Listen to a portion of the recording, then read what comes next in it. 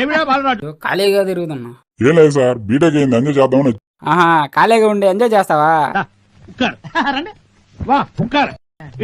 భారతదేశంలో ప్రతి సంవత్సరం ఇంజనీరింగ్ చేసే వాళ్ళు 18 లక్షల మంది ఉంటే అందులో మందు బాబులు, అందమైన బాబులు అంటూ బ్యాక్లాగ్స్ తో ఆగిపోయిన వాళ్ళు 3 లక్షల. వాళ్ళ వల్ల దేశానికి ఎటువంటి ఉపయోగం లేదు. మిగిలింది 15 లక్షల మంది. అందులో 5 లక్షల మంది ప్లేస్మెంట్లు, ఇంటర్న్షిప్లు, బిజినెస్లు చేసుకుంటున్నారు. పోగా 10 లక్షల మంది. అదిల్లా 2.5 లక్షల మంది స్టేట్ గవర్నమెంట్, సెంట్రల్ గవర్నమెంట్ జాబులు అంటూ ప్రిపేర్ అవుతా ఉన్నారు. వాళ్ళలో ఎవరికో జాబులు వస్తాయి. మిగిలింది 7.5 లక్షలు.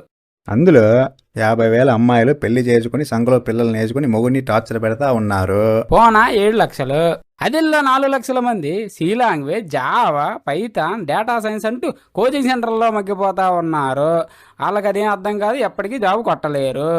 అది పోనా మిగిలింది 3 లక్షలు. అందులో 1,00,000 మంది ఫేక్ ఎక్స్పీరియన్స్ పెట్టి జాబ్ జాయిన్ అవుతున్నారు. పోనీ జాబ్ ఉంటుందా? 1-2 నెలల్లో బయటకు వస్తున్నారు. అదిల్లా 90,000 మంది లండన్, అమెరికా, ఆస్ట్రేలియా అంటూ హైయర్ స్టడీస్ కోసం అబ్రాడ్ వెళ్తున్నారు.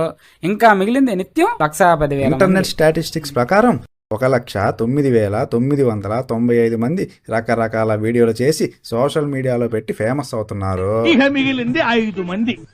ప్రధానమంత్రి, ముఖ్యమంత్రి వారి వారి పని వారు చేసుకుంటా ఉంటారు. నాను ఎన్సన్ను ఆ పని మేము చేసుకుంటా ఉన్నాము. ఇక నీ మట్టు మేము చెప్పే సొల్లు వింటా ఉండావు. ఏమిరా బాలరాజు, ఏమిరా ఉపయోగం దేశానికి నీ వల్ల? అనుకున్నా అడు తిరిగి నా మీదగా వస్తాడు అనుకున్నా. ఏదన్నా పని చేసుకోరా బేవకు.